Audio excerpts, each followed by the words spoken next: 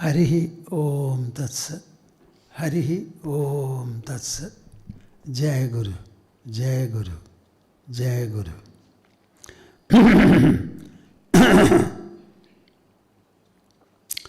Shuddho Buddho Vimuktaha Shruti Shikhara Giram Mukhyatat Paryabhumi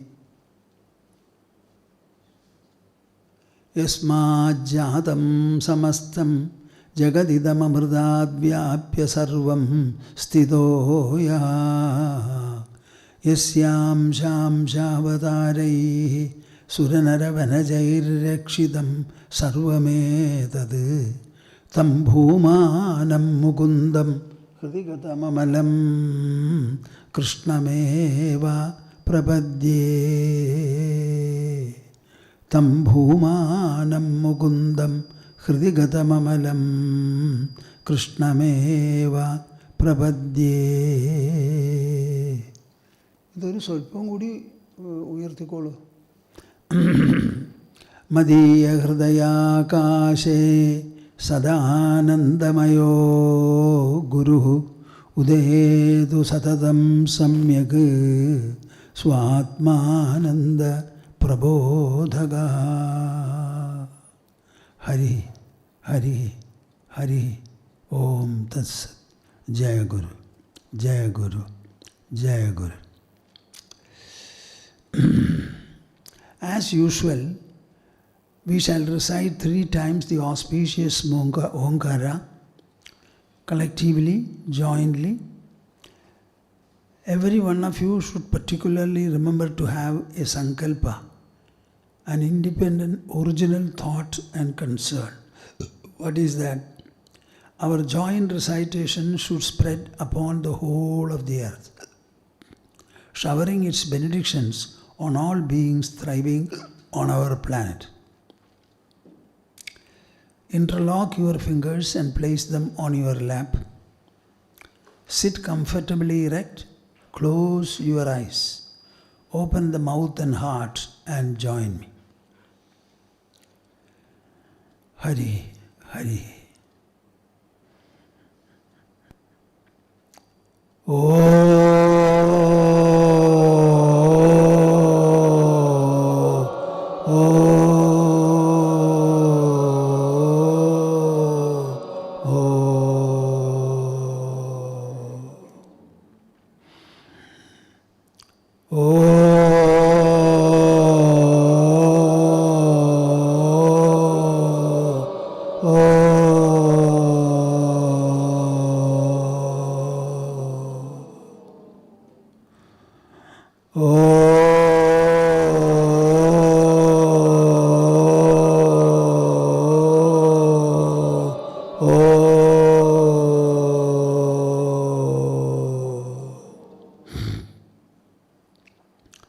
We shall now recite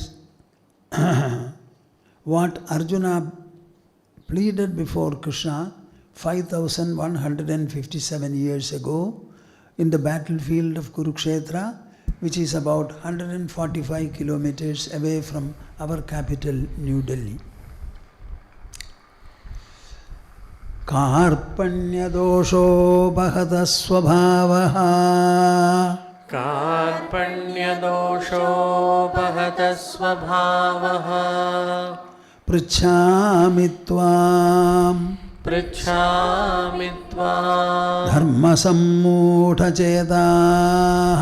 धर्मसम्मूढचेताः यच्छ्रेयस्यात् निश्चितं ब्रूहि तन्मे निश्चितं ब्रूहि तन्मे शिष्यस्तेऽहं शाधि मां त्वां प्रपन्नं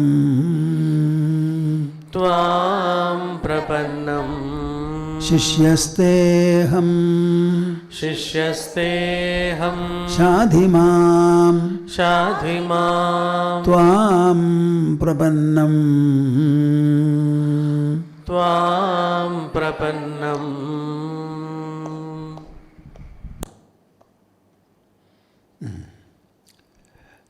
We were discussing the 16th verse of the 6th chapter. Sri Krishna is discussing meditation and details of the meditational process. In the first description that he gives, he goes to the extent of how an asana should be prepared and how one has to sit. What should he do so far as his vision and eyes are concerned? All these details he discusses. But you will find in the next stage, he leaves all these physical details and relates meditation only to the mind and the intelligence. It is actually so. The body doesn't take part in any kind of a meditative process, except that our mind is associated with the body. Meditation is done solely by the mind and the intelligence. Any kind of a pose you administer to the body becomes physical. And the physical body does not ideate. It doesn't think. It doesn't cause ideas. It has no imagination. The whole body and the senses are inert, I-N-E-R-T. They don't have any power or potential to generate an experience or an idea. This is a sentence I have been repeating for several times, and I would still like to repeat it with many mouths from different platforms and corners. I want you to understand that your body and senses are inert, insentient. When you touch the dead body, it does not know.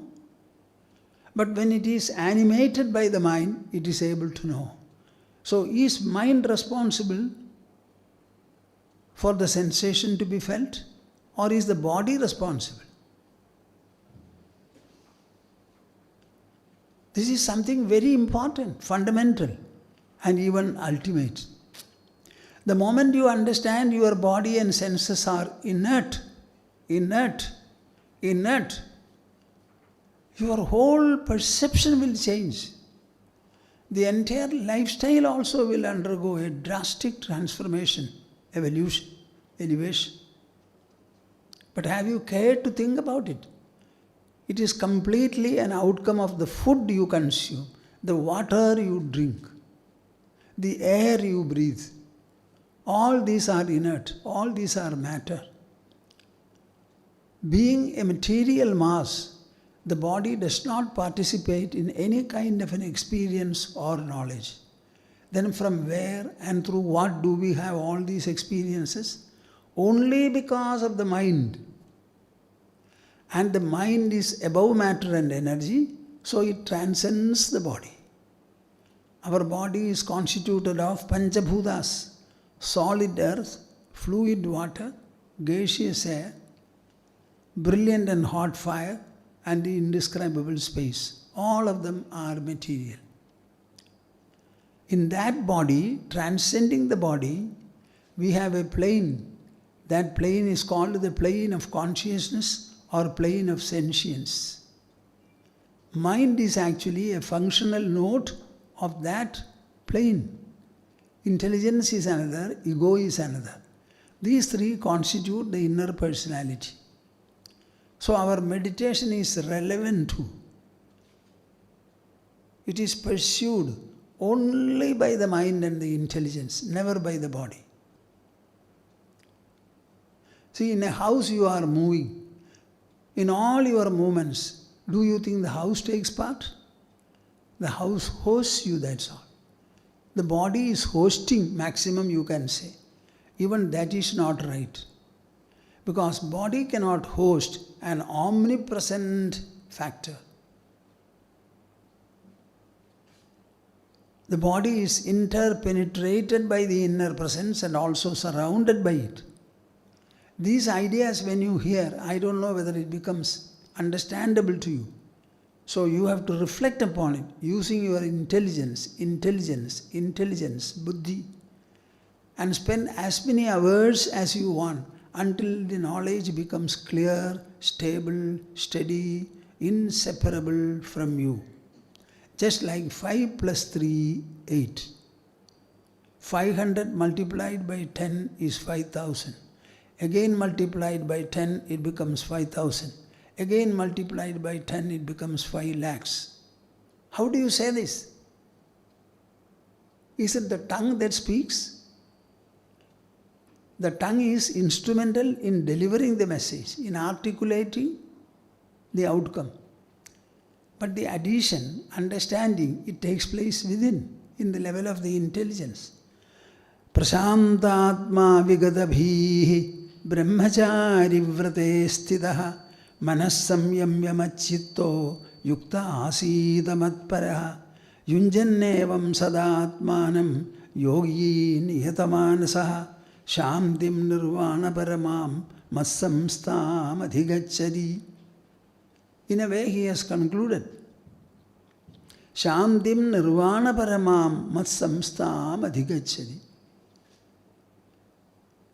Nirvana means redemption. It is freedom. Freedom from what? From all the shackles that you have caused by the mind and the intelligence. You say, I am bound. What kind of a binding is it? Is there a rope or thread around your body? No. Then what is this bondage? This bondage is a kind of a constriction that the mind and the intelligence feel. So the very bondage is what the mind and the intelligence feel. It is a kind of a constriction. So the shackles imposed by the mind and the intelligence, you become free from. That is called Nirvana. Massamstāṃ adhigacchati. That Nirvana is very, very peaceful. It does not arise from any object, from any kind of matter or energy. It arises from the inner presence, consciousness, sentience. It is born out of the chit, the consciousness. Now, after all, Bhagavad Gita is a kind of a samhita. It is a compendium on the subject of Brahma Vidya and yoga. So, Sri Krishna is always presenting matters in such a fulfilling manner, complete manner, comprehensive note. So he goes to explain, Natya ashnatastu yogosti najaikam tamanashnataha najadi swapnashilasya jagrado naivaja Arjuna. I don't think people pay importance to all these statements. He says this yoga is to be accomplished, pursued and achieved by those people who are given to the overall principle and discipline and refinement called moderation. Moderation. Moderation. There is no place for excess here, nor for shortage. There is no place for extremism here. Everything should be moderately done. Done with reformation, refinement, stability, poise, composure. Only then it will become effective. And he goes on to say, Natya ashnatastu yogosti najaikam tamanashnataha najadi swapnashilasya jagrado naivacha Arjuna. See, for a few days now, the entire country and to a very large extent the world also was very much tense. They were concerned greatly about our border situation. And finally it so happened that missiles were sent, exchanged, etc. Actually it is a war situation, but both the countries have not declared that there is war. But actually war was going on. Now there was talk from the world that it should not be escalated, it should not be escalated. People were asking me what is my view. You know, my body is running its 92nd year. And the 93rd birthday will be on the 13th of this month. Some people have already arrived in the ashram to be present on the birthday event. I have written about it to one or two people. One day I received a call from the war front telling me that this is the situation, I am very much agitated. It was 3 o'clock at night. Another day again by 1:30 there was another call. So I had to console the people. I tried to introduce the spirit called nationalism. It is not one soldier that has gone to the front. Many soldiers. They are all husbands, sons, brothers, sons-in-law. It is not one person alone. So the thought in the mind of anybody in the war front, the relatives and family members will be, they should think of the nation as a whole. Think as a citizen of the world. Are you not belonging to this nation? Yes. Does not our nation have boundaries? We have long boundaries. Are they not to be protected? Who will protect? Birds and reptiles will protect our boundary? Or our own people will have to protect? When protection comes, offense and defense also spring up. It all depends upon how the neighbor is, what kind of a resourcefulness he has, how are we equipped, etc. In the recent years, our defense expenditure has been substantial. I think last year it was something like 7 lakh crores of rupees. What do you understand from all this? The money goes from the common man, from his pocket. So every one of us is interested in the nation. I am very sorry that more than 75 years have passed after he got independence. Even now, there is no system in the country, primarily educational system, whereby the children born will be imbued with the spirit, the power, the motivation, the commitment, the dedication, the loyalty, and the perseverance of nationalism. I hold everyone responsible for it. When a child is born at home, we always tell the child, you belong to me. Me, mother, and your father. You belong to this family, this family. Where the family belongs to? A societal segment. And the societal segment belongs to the nation. And the nation belongs to the globe. And the globe belongs to the earth. And the earth is one in the planetary system. So can we stop thinking that the child is the parents alone, the family is alone? What is meant by education? Education is a nourishment that you give to the emotional mind and the rational intelligence. Every mother and father should try to educate the children, giving always stimulation for the intelligence. Don't tell them, don't do this, don't do this. Tell them, you should not do this. What is the reason? Explain the reason to your statement. So we should always encourage the mind and the intelligence to know, seek and know. In that context, that spirit and power of nationalism should be there in everyone. We are all nationals, but I think our mind and the intelligence have to be nationalized.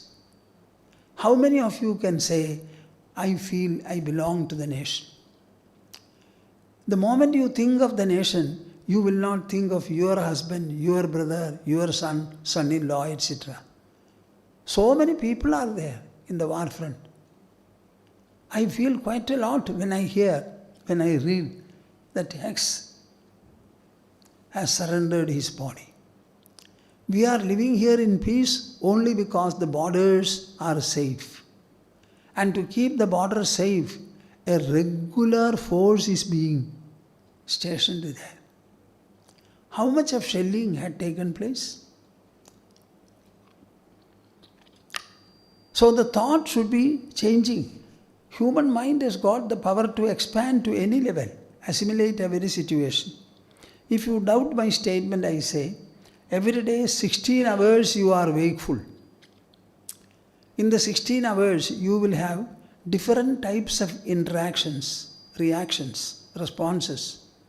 Maybe one dear and near one dies, a child is born, a marriage is held.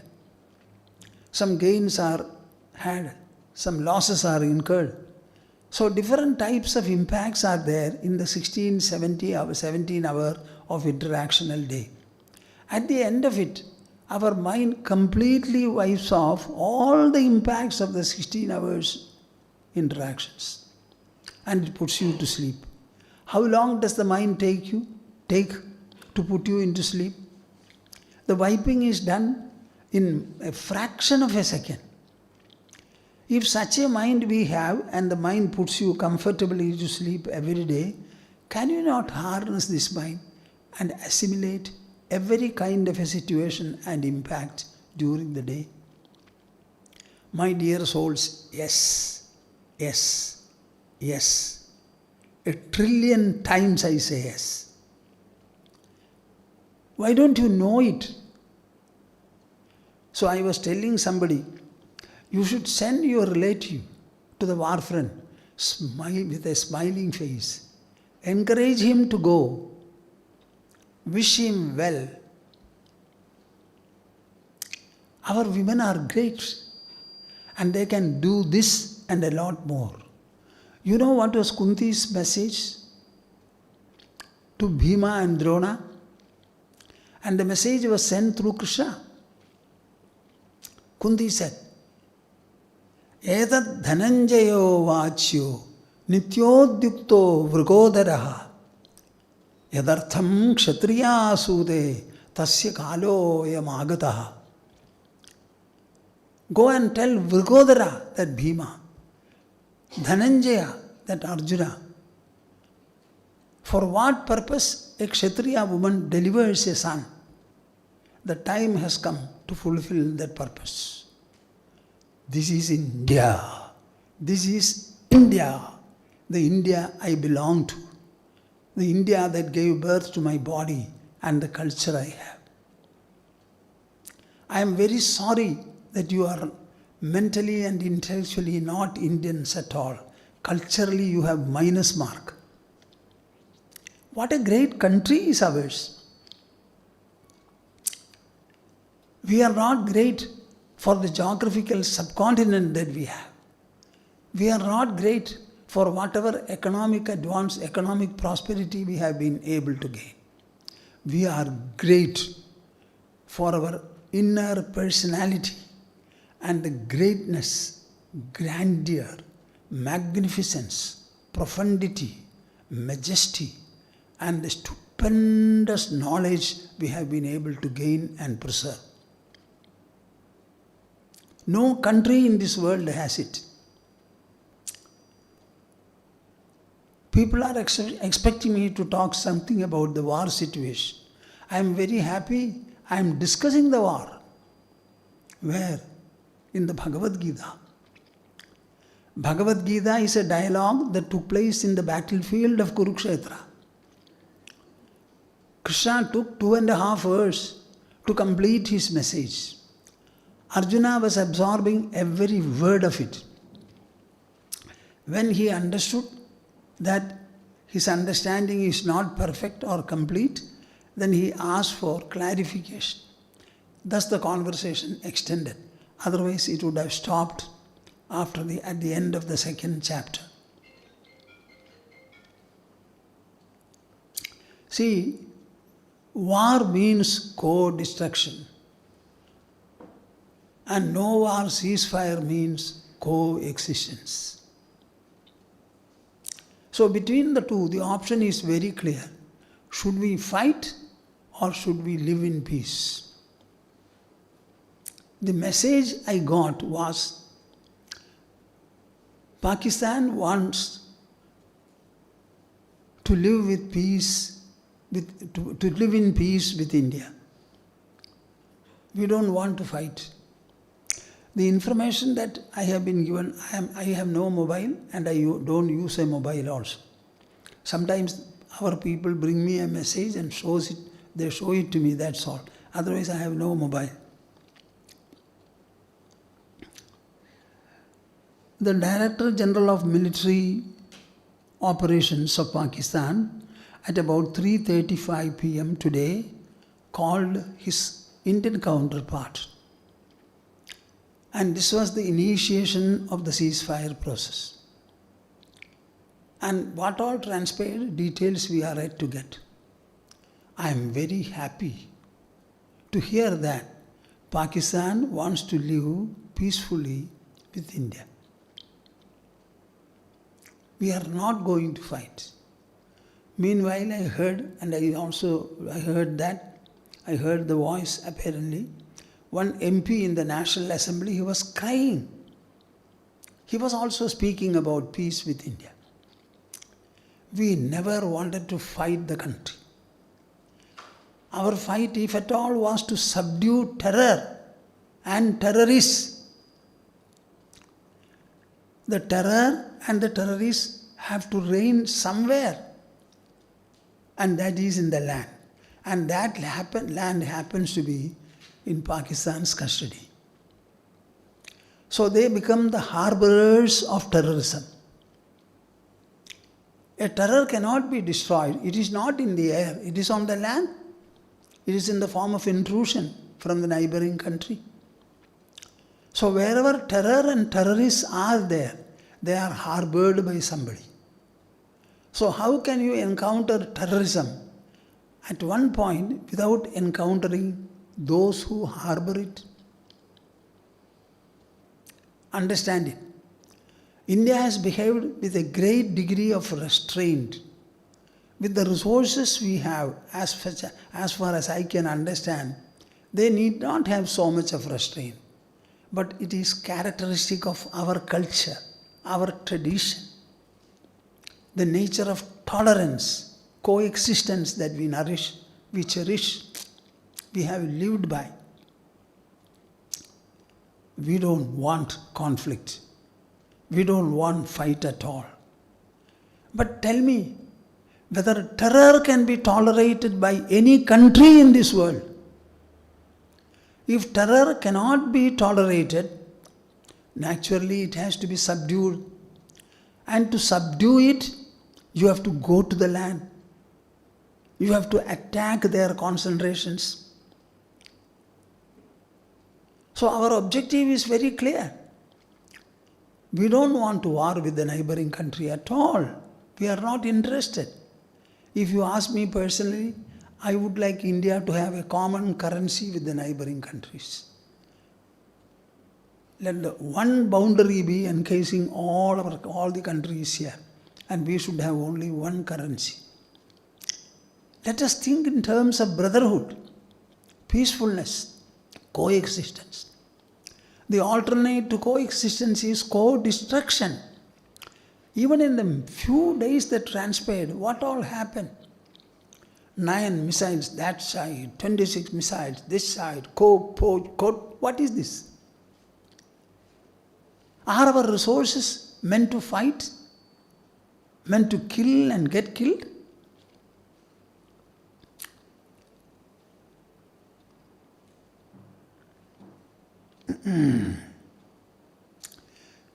We have no hatred towards the neighboring country and the people. Certainly not. Our fight perhaps will be with the government. Government alone will be able to take up offensive and defensive measures. So I am very happy that this kind of an approach was displayed by Pakistan, by our neighboring country, and India has responded to it characteristically. In the days to come, we would know the details. But none of you should be afraid of war. This is the book of Bhagavad Gita, a message a message that was delivered in the battlefront. For what? Inspiring, persuading, motivating the illustrious fighter Arjuna to take back his bow and arrow which he had kept down and then fight. For what? For the cause of morality, ethics and righteousness. We call it dharma. The question was whether dharma, ethics should be allowed to rule or recklessness should take its place. Arjuna started shuddering. His whole body trembled. His mouth went dry. Gandiva slipped from his hand. His mind was whirling. The intelligence argued the war was wrong and sinful. Don't fight. Tell me what else was there in Arjuna's personality. His body trembled. Gandiva slipped the material acquisition he had. Mind started whirling. Intelligence started counter-arguing. Poor Arjuna did not know there was something deeper down, the I, the immortal soul. Krishna smiled as usual. He has been waiting for a number of years. When is my friend Arjuna going to ask me to tell him something about the imperishable treasure that he has within the body? My friend only knows about the body, weaponry, mind, intelligence, not anything beyond. I will now introduce in him the knowledge of the imperishable soul, which will resolve all his conflicts, doubts, delusions, ignorance and fear. I will make him stand in the chariot, on the chariot and fight until out of the 4.5 million, 45 lakhs of warriors present in the Kurukshetra battlefield, minus 10 all were liquidated. Both the sides had losses. Don't think that Duryodhana's side alone fell dead. All those who were fighting on the Pandava front, minus the total 10, they also fell dead. As long as we have this wonderful Gita with us, which represents the cultural synopsis of the nation, what is the strength by which we stand? What is ultimately the source that invigorates us, inspires us, enlightens us, enthuses us, motivates us, sustains us, expands us, elevates us, enlightens us? That inner treasure is exposed everywhere. The entire Gita is only exposing it. So I did not have any kind of a fear or a misapprehension about the whole encounter. I was looking for details, listening to details, sometimes very rarely reading also. My mind was extremely serene. Both my head and the heart, absolutely no trouble. But I was feeling sorry. What is this nonsense? The entire wealth is spent on it. It will push the nations 10 or 20 years behind. What is the reason for all this?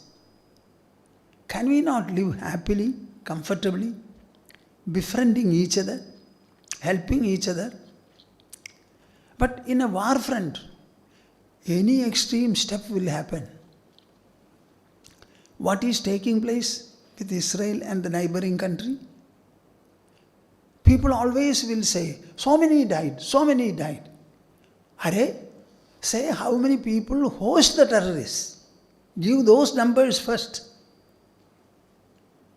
Here is a whole district, here is a whole nation, here is a whole community Here is an educational institution, another hospital. All of them are hosting, harboring the terrorists. Why is that news not focused, flashed? If the terrorists get themselves surrounded by these people, how to reach them? You have to reach them. Because the target is terrorism. So I want the world to declare whether they want terror or not.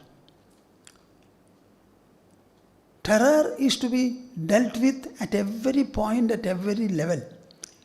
If this is the principle and goal of the world, then attacking terrorism should never become a problem at all.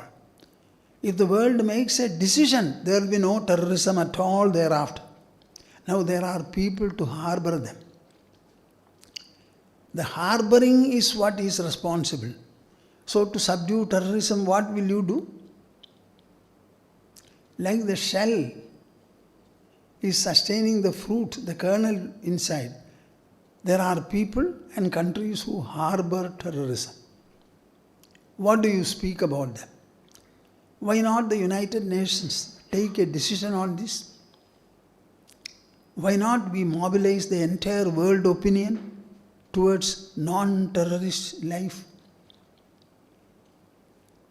So I think India has done well and India should do well. Now Pakistan also seems to have done well. I think both the countries require compliments now.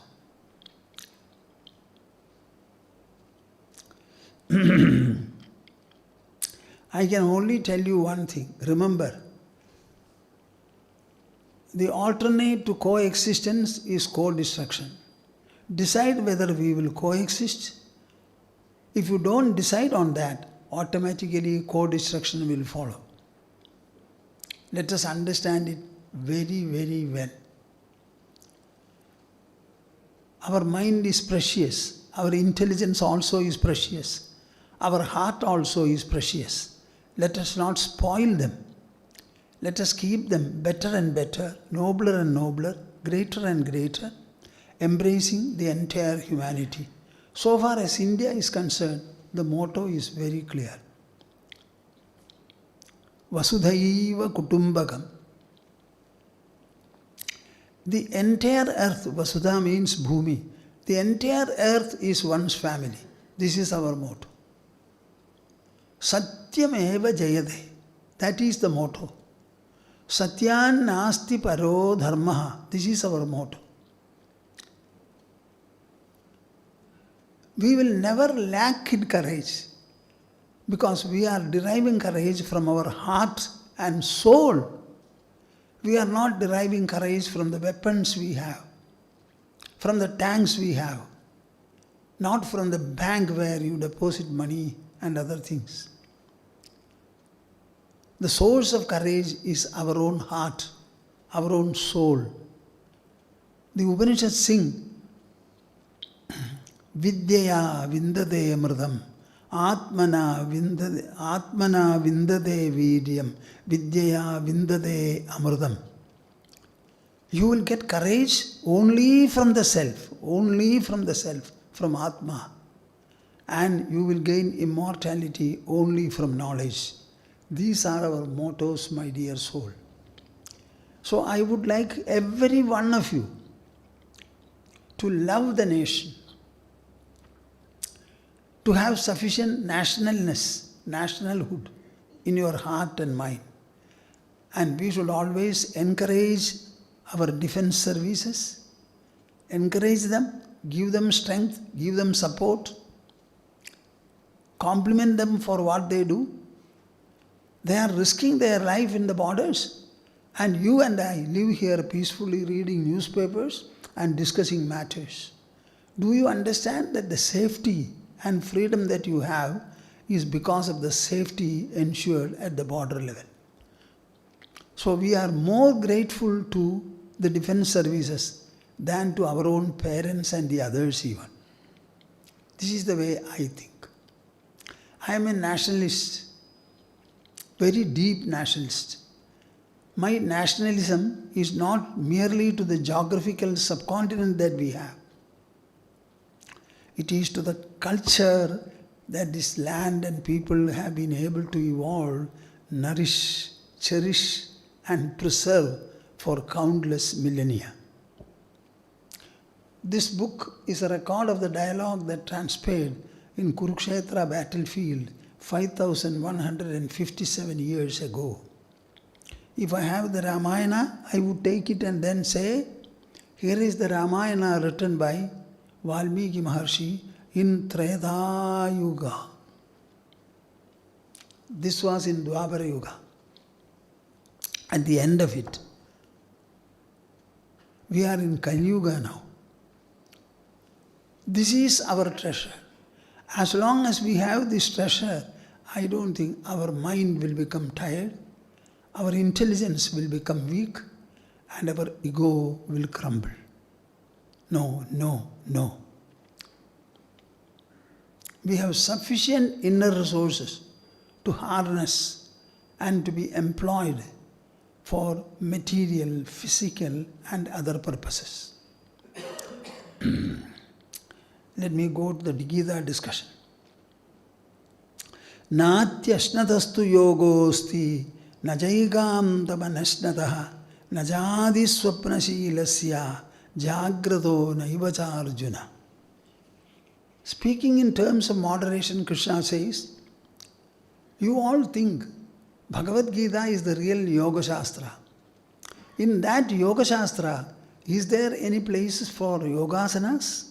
Not at all. Mudras? Not at all. Even pranayama? Not at all. What did Arjuna do? He was looking at Krishna fondly and hearing all the words Krishna uttered, absorbed them. Till the eardrum it was sound, but beyond that it was knowledge, ideation that went up into the brain.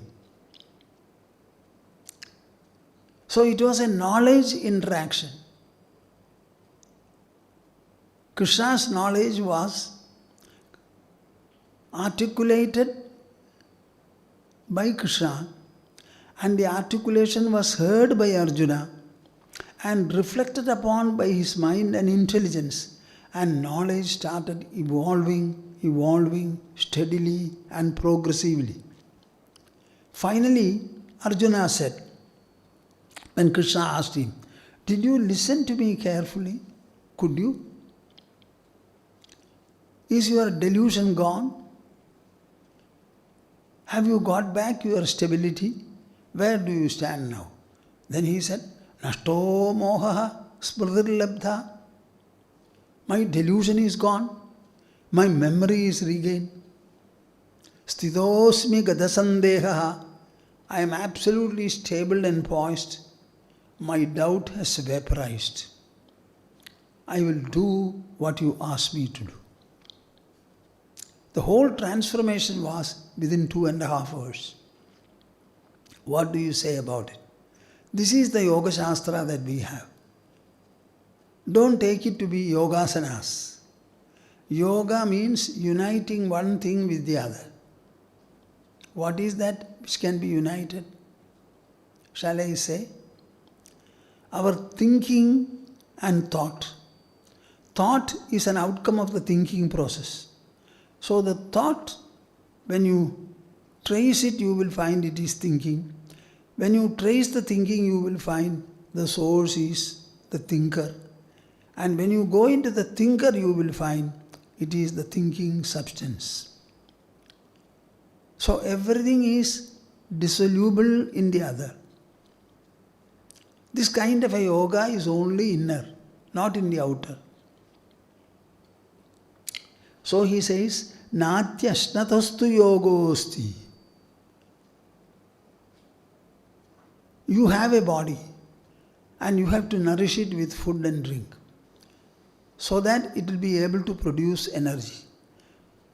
What extent of energy do you want? To that extent you give food and drink, not more.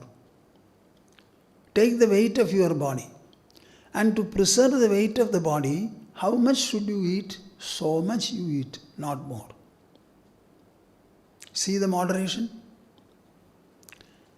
Is any one of you doing this? Do you have a weighing machine at home? And do you take periodical weight? Ensure that you don't grow further and further. Are you then a man? Why consider that I am intelligent? What intelligence do you have and how much knowledge you have? Preserve your weight. Natyashnatastu yogosti nachaikantam anashnadaha. At the same time, do not unduly starve and fast. Whatever is required to preserve your energy, preserve your weight, and to generate the necessary energy for it, you should eat. Nachadi swapnashilasya. Don't go on keeping awake too much.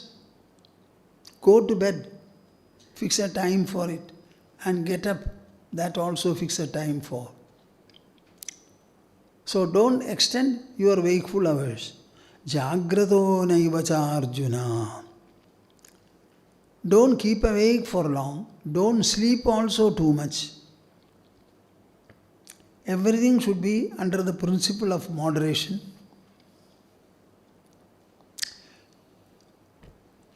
This is a sloka sometimes I quote during my speech.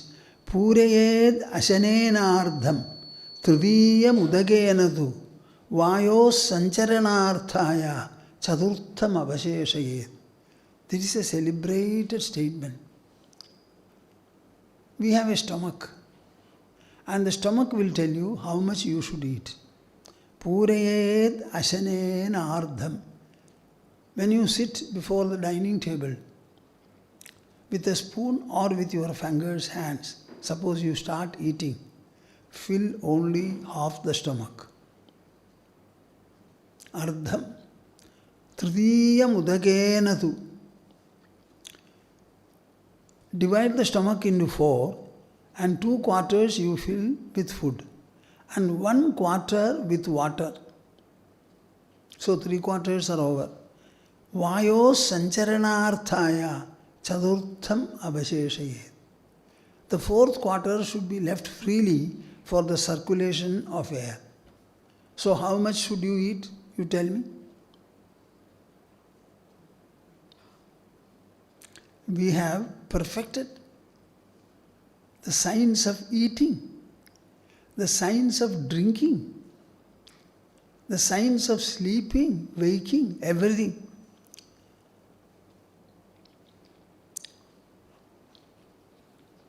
Pibedva bhojanat purvam bhojanadau jalam butha yathojidam pibed madhye bhojanam de piben navai. Pibedva bhojanat purvam. If you want to drink water, you can drink a glass of water before eating the food, so that you will not eat excessively. Part of the stomach will be full. Pibedva bhojanat purvam bhojanadau jalam buddha. Either you take water before food, or let it be the first item in your eating. Yathochidam pibet madhye. In between, if you want to drink water, either because something is hot or otherwise, that also you can do. Bhojanam te piben navai. After eating, never drink water. Ajirne bheshajam vari, jirne vari balapradam, bhojane chamrutam vari, bhojanam de vishapradam. I am wondering, do you like to hear all this? Ajirne bheshajam vari. Suppose some food you have not been able to digest and you suffer from indigestion. Never do anything. Simply go on drinking water. 1 glass, 2, 3, 4, okay. Until you start feeling hungry. Jirne vari balapradam. When you drink water, when food is properly digested, it gives you a lot of strength. Bhojane chamridam vari. While taking food, if you take water, it is exactly like feeding you with nectar. Bhojana ante vishapradam. Cāṇakyadarśanaṃ. Cittattvavilāsaḥ. The first is cittattvavilāsaḥ, source. The second is cāṇakyadarśanaṃ. Bhojanante vishapradam. At the end of your meal, drinking water is visha. And even then, when you are drinking, it is better to drink a little hot water, because this cold will be anti. Your body has a certain temperature. That temperature should be maintained. Kshud vyadhischa chikitsyataṃ. This is what Shankara has said in Upadeśapañcakaṃ. Consider hunger to be a disease. For every disease you take medicine, is it not? So the food is a medicine to appease hunger. So consider the food to be medicine and then eat it. Krishna says in the next sloka, the first he said, anything excess is wrong. So what should be done? Yuktahara viharasya yukta cheshtasya karmasu yukta swapnavabodhasya yogo bhavati dukkha. Just see. Yuktahara viharasya. Your yoga practice extends to your interactional day. So you should be moderate in ahara and vihara. Ahara means food, eating. Vihara means playing, sport. So in ahara and vihara you should be moderate. Yukta cheshtasya karmasu. In being active, you are engaged in various kinds of activity and interaction. There also you should be moderate. Yukta swapnavabodhasya yogo bhavati dukkha. Similarly, in sleep as well as being wakeful, you have to be moderate. A person who moderates himself in all these, yogo bhavati dukkha. The practice of samatva buddhi yoga will be alleviating his misery.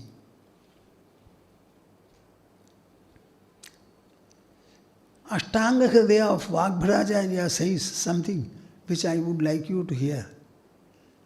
I sometimes wonder, am I speaking because I like, or am I speaking because you need? My aim has always been to speak such things which you should like, not speak what you like. I want to speak such things which you should like.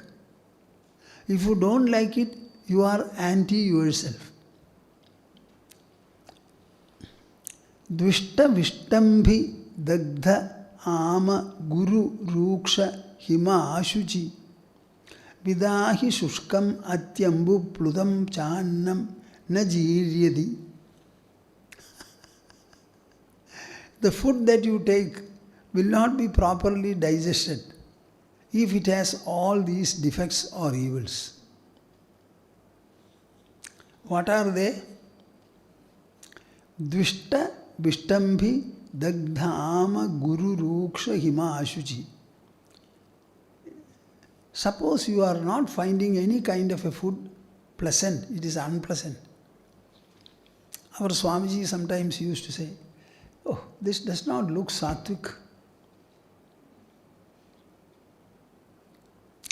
See how much of attention should be done, should be there.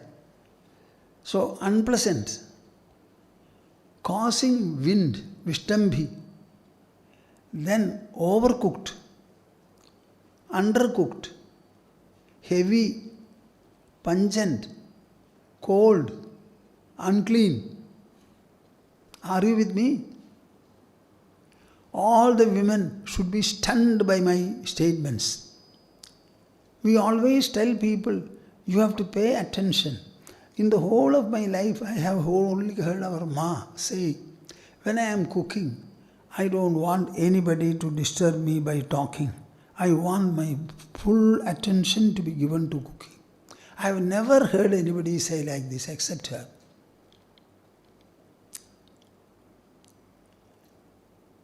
See, your kitchen, it should be very clean. Suppose something overflows, don't leave it. Immediately, with a wet towel, wipe it off. After cooking, your gas stove, everything, table should be clean. Then only you leave the place.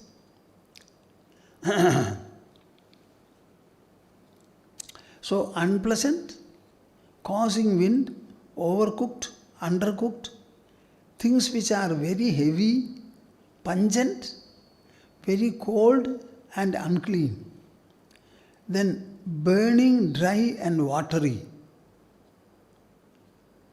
In the name of vegetable, you cannot bring, our sambar is a liquid preparation.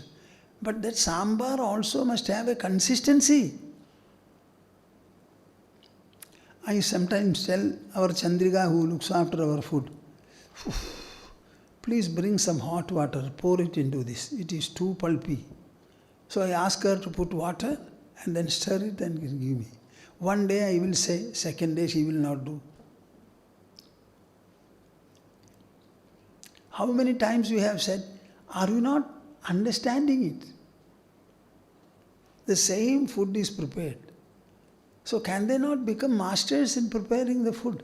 Because there is no lack of attention, no application. Vidahi shushkam atyambupludam channam najiryadi. All these qualities will make the food undigestible. Upataptena bhuktam cha shoga krodha kshudadivi. Upataptena bhuktam cha shoga krodha kshudadivi. When you are eating your food under grief, hatred, excessive hunger, it will not be digested properly. While crying and aggrieved, when you are aggrieved, don't take food. Think of the dining table. I have to take food. So come to terms with your grief. And while eating, don't talk. Actually, we are asked traditionally to be silent. If you start talking, your attention will have to be on the talk. And spending hours of time, the house people have prepared food. And you finish it out in 15 minutes, never going to the taste and enjoying it. What a great injustice is this. They have taken 2-3 hours for cooking the food. So should you not taste it, relish it, find it delicious, and also tell them it is good?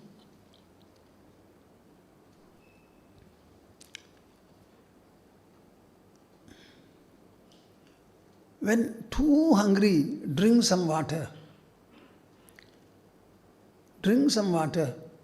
And that extreme hunger, that should be moderated. And thereafter start eating.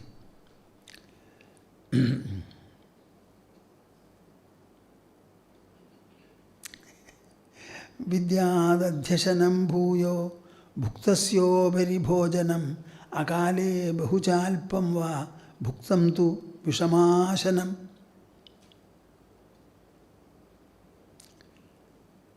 Overloading the stomach, eating excessively, bhuktasya ubari bhojan. After eating, suddenly somebody will remember one more item is there. When the stomach is full, don't take anything. Bhuktasya ubari bhojanam akāle bahuchalpam va. Don't take anything. Don't take anything out of time. Fix a time for your meals. I was having a very uncomfortable stomach. There was a burning here. I used to feel I must take a penknife and open this portion. So much of burning, discomfort. Suffered a lot. I had a disciple in Trichure. He was an eye specialist.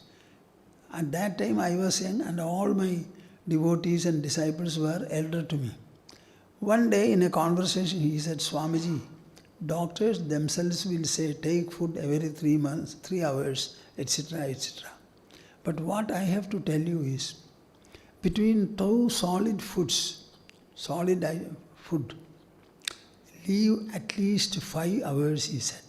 You know, I instantly started practicing it and my whole trouble was removed.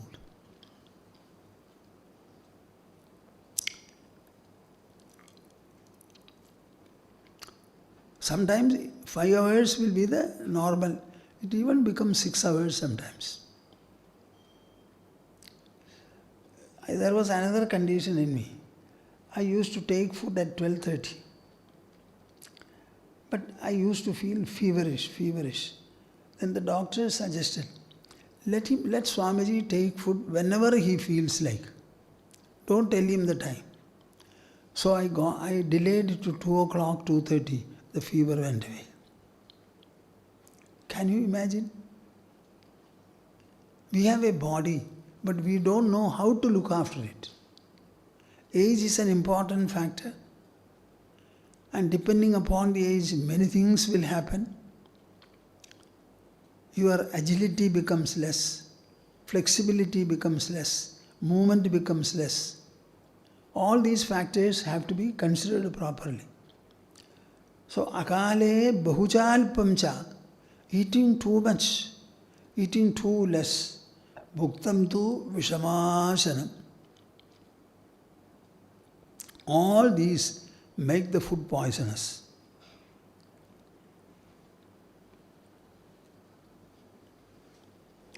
Trinyapyedani mrityum va ghoran vyadhin srijanti va. Should I tell you? I am wondering.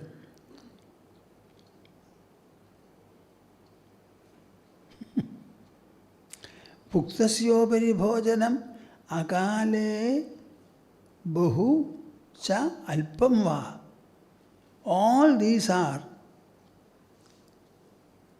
capable of leading to, they will lead to mrityum va ghoran vyadhin srijanti va. These may lead to death or fierce diseases.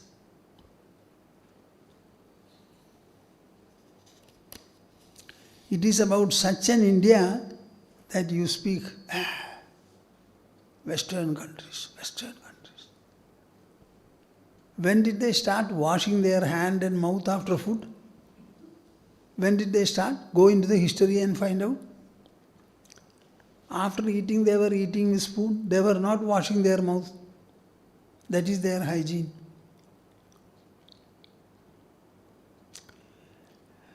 When I went to America in 1973, first time, so I saw a man taking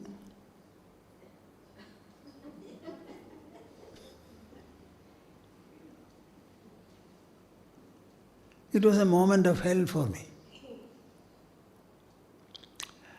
Another place I was invited, so we went to the back door. So somebody was cooking, it was all glass window.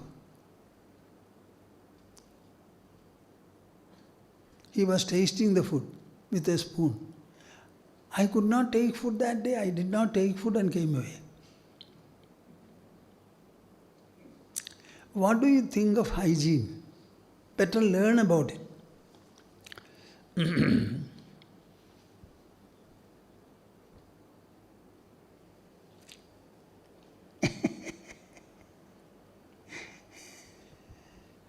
Kale sadmyam shuchihidam snigdhoshnam lagutanmanaha shadrasam mathurapraya nadidruta vilambidam adidrutashitvahara gunadoshanna vindati unmuhyatya alpamashnadi chardayedva anavasthidaha. One who is eating too fast, he does not taste the good and bad aspects of the food. So you cannot eat too fast. either he may eat less or he may vomit. Fast eating is not good at all. Now, how to check this fast eating? Every mouthful you take, mouth need not be full, but we call it mouthful. See, whatever you take into the mouth, keep it in the mouth at least 20 times, 24 times you must chew it. Digestion starts from the mouth. It has to be mixed with saliva. As much you can break the food into particles, so much good. That is why we have been given strong teeth. And the teeth also are kept in such a manner, all these molar will be here. So they are flat, so you can chew. A Delhi doctor came here and said, Swamiji, are you chewing? You are eating very fast. I said, I chew about 20-24 times.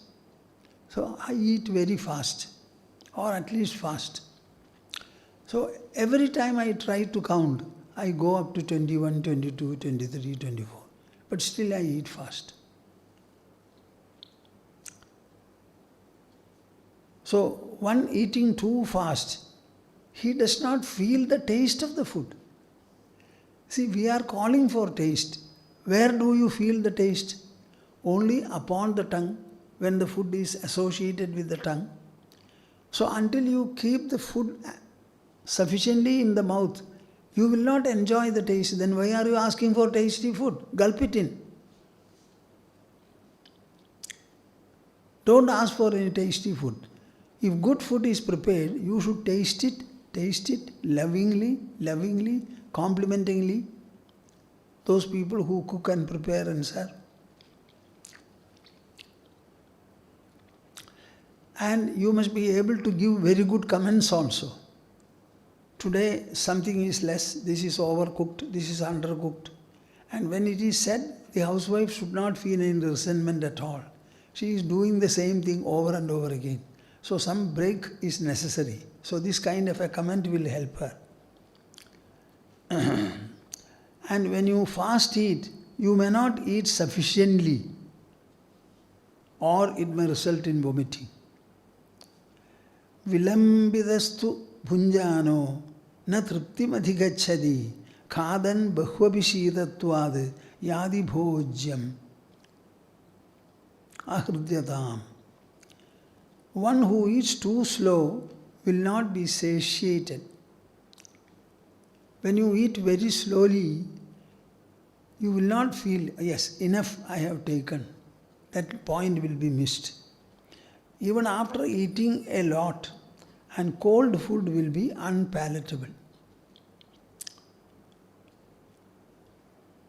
Traditionally,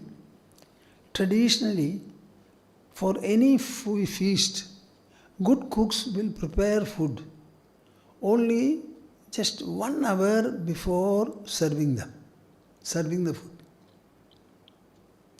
You know the payasam which we prepare here in a big vessel, the rule is that it is the last item that is prepared. So when people sit and this payasam is served, it should still be warm on their leaf or plate. You cannot keep. In the aircraft, what is happening? The cook, he prepares everything and instantly it is sent for freezing.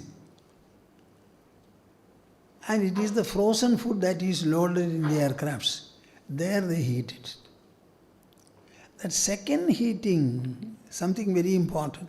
Traditionally, a feast is prepared, that is complete preparation is, say, about an hour or so before serving.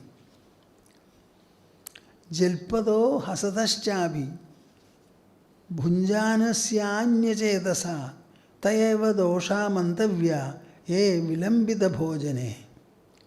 Chatting, speaking while eating, laughing, mind centered elsewhere.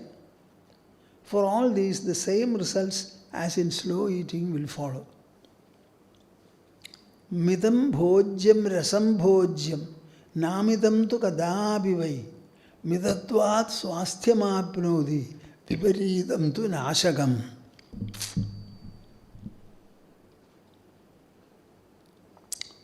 You should eat mitam bhojya. Eat moderately. Rasam bhojyam. It should be sweet and not sweet, delicious food. Namidam tu kadapi vai. Never eat immoderately. Midatva swasthyamapnodi. By practicing midatva, moderation, you get very good health. Viparidam tu nashakam.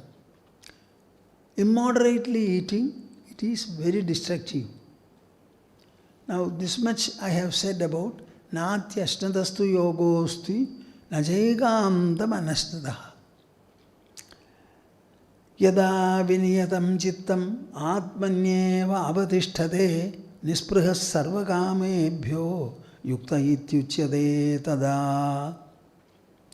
Yada viniyatam chittam atmanyeva avatisthate nisprihas sarvakamebhyo yukta ityuchyate tada. Now this is a sloka you can repeat. Yada viniyatam chittam Yada viniyatam chittam atmanyevavatishthate atmanyevavatishthate nispriha sarvakamebhyo nispriha sarvakamebhyo yukta ityuchyate tada. Yukta ityuchyate tada. This sloka is there in Bhagavad Gita. But I have my doubt, how many people read this, reflect upon it and pursue it? The entire purpose of meditation is to regulate, reform, refine and stabilize the mind. All the people who sit in meditation, they will come and say, Swamiji, when I sit in meditation, my mind runs. Will the mind run? Run means it should leave my heart and go away. Suppose the mind escapes the body, then will you be remaining alive? So where will the mind run? What do they mean by mind running? They don't think. So the idea is to have a moderation over the mind, a regulation over the mind, an influence over the mind. By practicing meditation, taking recourse to an optional thought or a mantra, when the mind becomes restrained according to you, atmanyeva avatisthate, the mind fluctuating like this, it simply remains atmaniyeva, it remains in itself. Nisprihas sarvakamebhyo, with no desire for anything at all. Yukta ityuchyate tada. That person is then considered to be well integrated. He becomes a yukta, a yogi. So what is yoga abhyasa? It is a question of stabilizing the mind and making the function still. Still. See, I ask you to walk. You start walking. I say, bring down the pace, become slow. Okay, slow. Slower. Still further slow. Again slow. Finally, when you become maximum slow, what will be the result? Your walking will stop and the legs alone will be there. What is walking? Legs in a state of motion. In a state of motion. When you walk slowly, slowly, slowly, ultimately you stop. The same thing happens to the mind. What is this mind? It is nothing but the blissful consciousness, the self that you are, but in a state of function. When the functions become quietened and you become still inwardly, then that is the yoga state, nothing else. That is more than sufficient. Here, I have written in the Brahma Vidya Abhyasa some slokas and explanations. You can read that book, those people who have not read it, get hold of a copy and read. And you will find very good explanation, description about what is meditation, how to proceed, and in meditation what will happen, what are the obstacles in meditation, and when meditation fruitions what will happen, what is called meditation dhyana, and when is dhyana progressing into samadhi, and in samadhi what happens, what is the post-samadhi practice and perfection. All these are there. Yada viniyatam chittam atmanyeva avatishtade nisprahas sarvakamebhyo yukta ityuchyate tada. Okay, we shall stop now. In any way, the ceasefire, hearing about the ceasefire has been very consoling. But our aim then as well as now, as far as I am able to think, will be not ceasefire alone, but cease terror. That is our goal. That is what we want to achieve. Unless that is ensured, I don't think any kind of a response or a reaction will become stable. Let us hope wisdom will prevail and a sense of fraternity will adorn all the minds of all people, and we can live as very good neighbors, helping each other, and coexistence will be the watchword for all of us. Samvedyavarjitamανuttamamekamadyam samvidpadam vikalanam kalayan mahatman hridyevatishtha kalanarahita kriyam tu kurvan akartrapadamethya samodidashri. Kurvan akartrapadamethya samodidashri. Harihi, Harihi, Harihi Om Tatsat. Jaya Guru, Jaya Guru. We shall have the concluding Omkara. After that we shall disperse. Take your pose for it.